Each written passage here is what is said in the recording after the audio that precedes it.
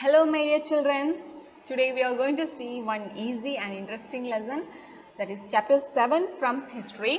So it is civilizing the native, educating the nation. Okay children, so civilizing the native, educating the nation. So we are going to see about this in this video. So we are going to see about what are the education system we had before British came to India and what are the changes British made and what are the consequences, everything we are going to see in today's video. Okay children, so before getting into the video, just take a note and pen and taking notes, that is very important. So whenever you listen YouTube video, or not only history, any subject, whenever you are listening, take notes while you are listening. Okay, so that will help you to understand it better, and also you will get easy, you will feel easy when you study it next time. Okay, so we'll start. So first, how the British saw education. So how the British people saw our education. Okay, the tradition of Orientalism. The tradition of Orientalism. How they have seen our tradition of education. Okay, so Eastern education. So that is called as Orientalism. So how they have seen our education. So that we are going to see first. Okay, first in 1783, in which year my dear children? In 1783, William Jones arrived in Calcutta, appointed as a junior judge at the Supreme Court. So in which year my dear children? 1783, William Jones. William Jones. So he came to Calcutta and he was appointed as a junior judge at the Supreme Court. Okay dear? Okay. So Jones was a linguist. So linguist means a person who is specialized in foreign languages, who studies more foreign languages. Okay, so this Jones was a linguist who had studied Greek and Latin at Oxford, and he knew French, English, Arabic and Persian. Okay, so he is a linguist. Okay, at Calcutta, he learned the subtleties of Sanskrit language, grammar and poetry from Pandits. So after coming to Calcutta, he learned Sanskrit language very deeply, and he learned the grammar and poetry from Sanskrit language from the Pandits. Okay, he also studied ancient Indian texts on law, philosophy, religion, politics, morality, arithmetic, medicine. So in all the fields, Indians have written some text on all the fields, right? So he also studied all the fields. He was interested in that. Okay dear, so what we study in this slide? In 1783, William Jones, he arrived in Calcutta. He was appointed as a junior judge at the Supreme Court. So this William Jones was a linguist. So linguist means a person who learns more foreign languages. Okay, so this Jones, he had studied Greek and Latin language at Oxford, and he also knew French, English, Arabic and Persian. At Calcutta, after coming to Calcutta, he learnt Sanskrit language, grammar and poetry of that language from Pandits. He also studied ancient Indian texts on various fields like law, philosophy,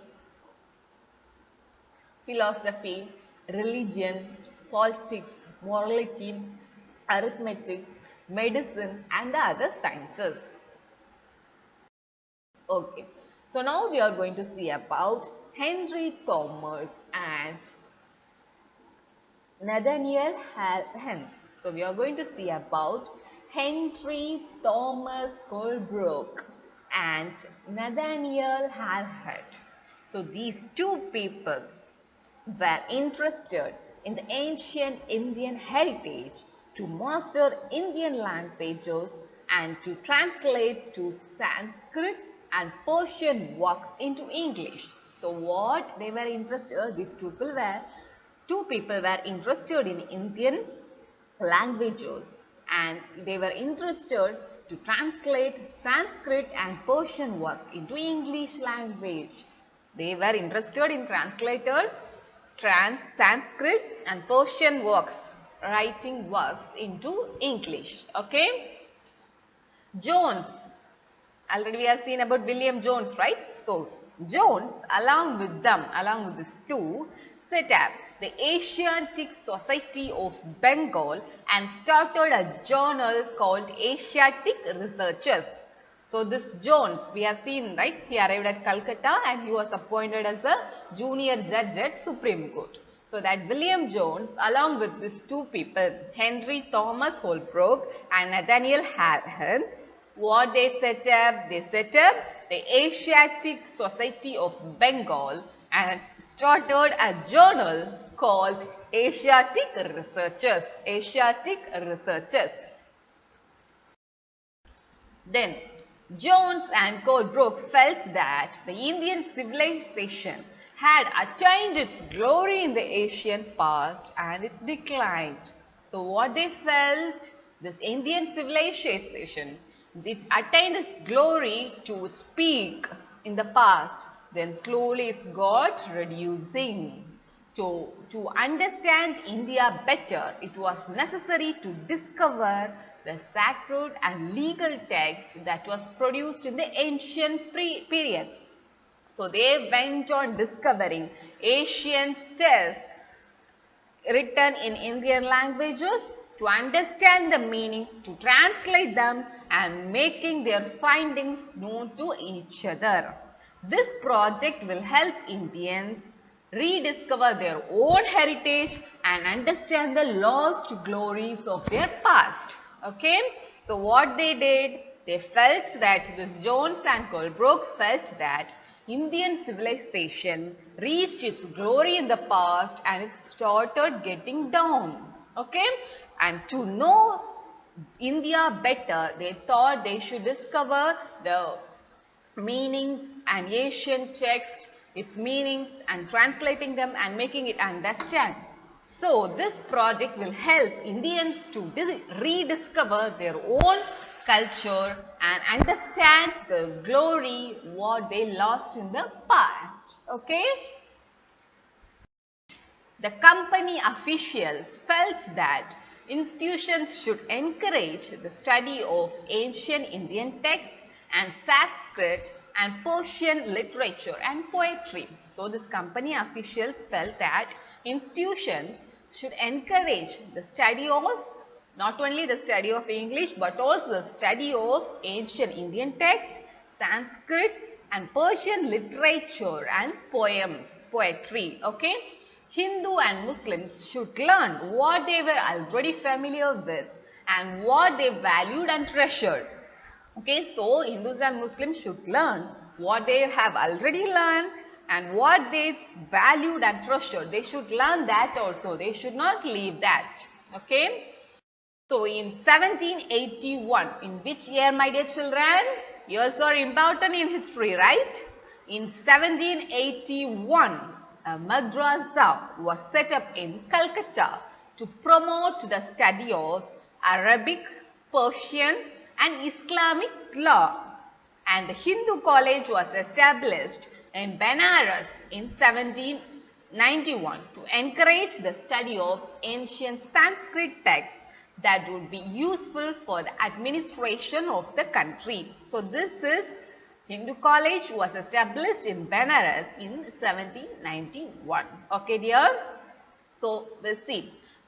First what happened? In 1781, a madrasa that was set up in which place? Calcutta, to promote the study of Arabic, Persian and Islamic law, Muslim law, okay. And then Hindu College that was established in Benares in 1791, okay, to encourage the ancient Sanskrit text. So that will help in the administration of the country. Next, grave errors of the East. So British officials started criticizing, pointing out the Orientalist vision of learning, said that knowledge of the East was full of errors and unscientific thought. So British thought that Orientalist vision, that means Eastern education and the knowledge was full of errors and unscientific thought. Okay, so they thought Eastern, so British are from West, right? So they thought like Eastern literature was non-serious and it's light-hearted. Okay, the aim of education should be teach what was useful and practical, right? So Indians should be familiar with the scientific and technical advances that the West had made. Yes, we have to be updated. So they thought Indians should be familiar with what are the scientific and technical advances that the West had made. What they had made, British had made.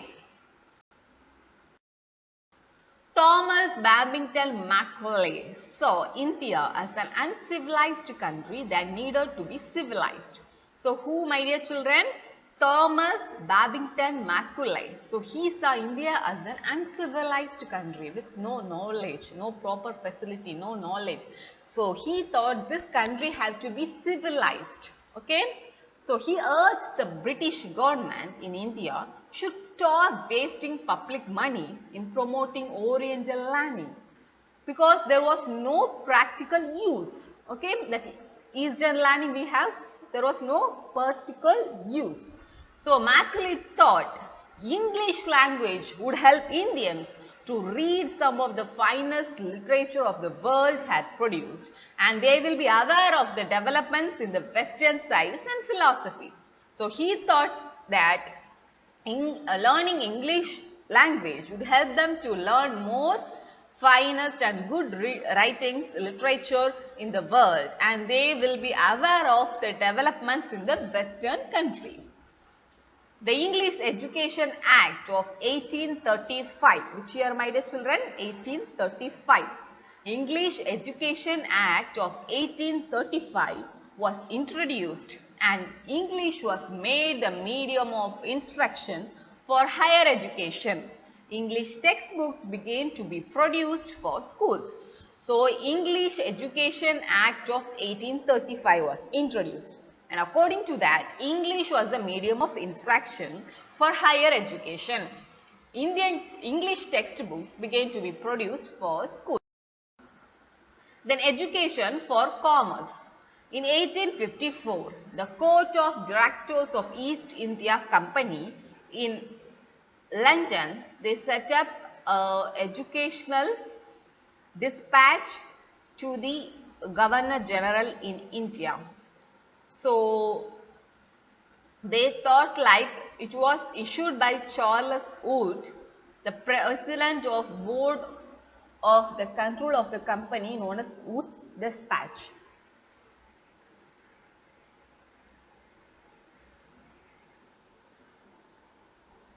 It draws an outline of the education policy that was to be followed in India and emphasized on the practical benefits of a system of European learning as opposed to Oriental knowledge. So what happened in 1854? Court of Directors of East India Company in London, they sent an educational dispatch to the Governor General in India. Like that was known as Wood's Dispatch. Okay. So according to that, they have given some rules and regulation, educational policy, how to be followed in India and how that can be. Okay. So European learning would enable Indians to recognize the advantages of expansion of trade and commerce and importance of developing the resources of the country. So they thought like European learning method, they will make Indians to recognize the importance and expansion of trade and commerce. Okay, by adopting European way of life, their taste would, like, they will be accepting the change if they learn European ways of life. So they thought like European learning would improve the moral characters of Indians. They will be developing the moral characters, good characters of the The British introduced several measures following the 1854 dispatch. Like Education Department of the government was set up to extend the control over all matters related to education. So what was set up? Education Department was set up to take the control of all matters related education. Then steps were taken to establish university system. So like universities. So many institutions will come under that university. So in 1857, universities were being established in Calcutta, Madras and Bombay. So where were universities established? Calcutta, Madras and Bombay. In which year? 1857. Attempts were also made to bring about changes within the system of school education. So they are trying to change the school education system also. What happened to the local schools? So the report of William Adam, according to the report of William Adam, in the 1830s, William Adam toured the districts of Bengal and Bihar and asked by the government to report on the progress of education in vernacular schools. So in that schools, what kind of education, how it is going on. So everything he has to produce the report. So he travelled to Bengal and Bihar and he submitted a report. So according to that report presented by Adam, over 1 lakh pathshalas were present, that means schools, small schools were present in Bengal and Bihar with no more than 20 students each. So in each schools there are not more than 20 students. These institutions were set up by wealthy people. So who made that institutions? That Patsalas, wealthy people. So there is no fixed fee, no printed books, no separate school building, no bench or chair, no blackboard, no system or separate class, no roll call registers, no annual examination, no regular timetable. There is no proper system in that Pathshalas. Classes were held under a banyan tree or in the corner of a shop or a temple or at Guru's home. School fees depend on the income of the parents. If they are rich, they have to pay more. If they are poor, they have to pay less. Guru decided what to teach. It's Guru's decision what to teach. There is no rule like they have to teach this. Guru has the right to decide what to teach. Orally, they will teach orally to the students. So students sat in one place and the Guru interacted separately with each group of students with different level of teaching. This flexible system was suited to local needs. Like local needs, it is suited because during harvest season there were no class because every poor people they will go for working in the harvest. Okay, so for cutting the crops and storing the crops. So for everything, like for that, that means during harvest season, these people will go for working there. So there were no class.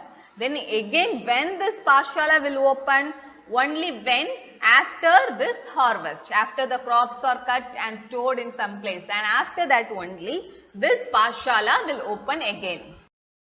So after seeing this survey on all, they framed new routines and new roles. Who framed? Who submitted the report? Adam submitted the report to the British. And now they have started new routines and new rules. Okay. The company was concerned primarily with higher education. So after 1854, the company decided to improve the education. So by introducing some order, some system, some routine and some rules. Okay. And they used to inspect them regularly.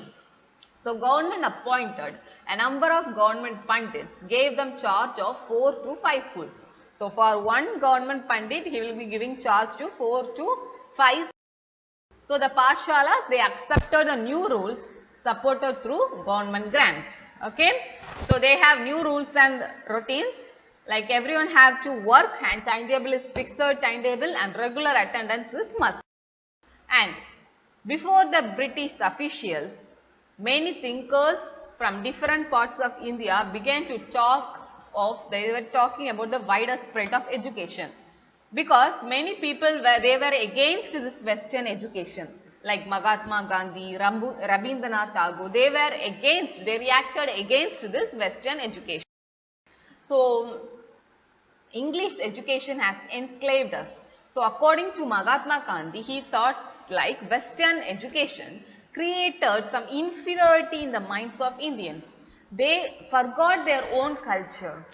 Who were studying in the institution, they admired by the British rule. Okay. So they are losing their self-respect, self-dignity, they are losing their own culture and they are getting attracted toward the British rule.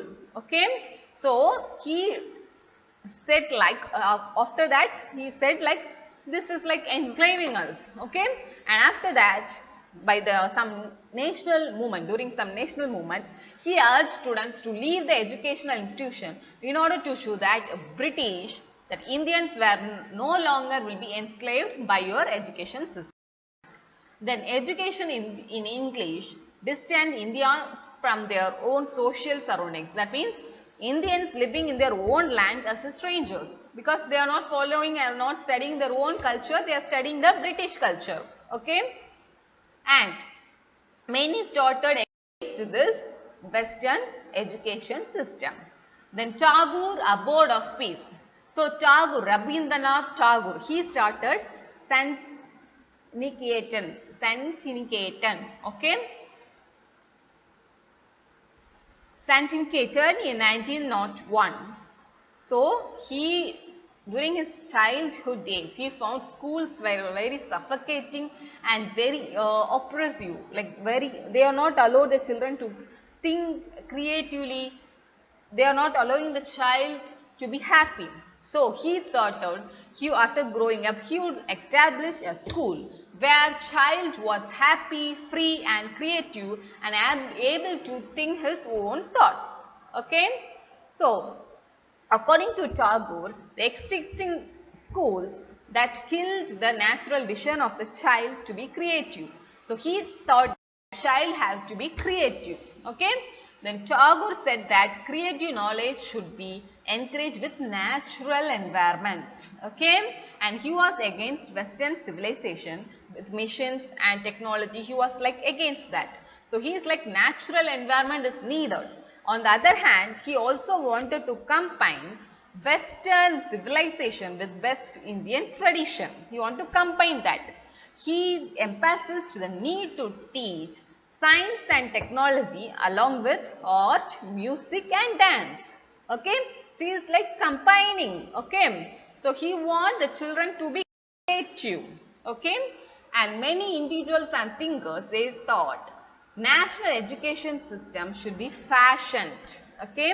There should be some changes. Okay. And other urged the alternative system should be created so that the people educated into a culture that was truly national. So, okay. So they thought like they should be educated in a way that shows their uniqueness and nationality. Okay. So that's all we have seen in today's video, my dear children. So I hope you all understood. So if you have any doubt, just see this video once again, my dear children. So it's just about what are the changes British brought in our country and how we are followed and who all came against that Western education. So these are the things in this chapter. Okay. Okay children, thank you. Have a nice day.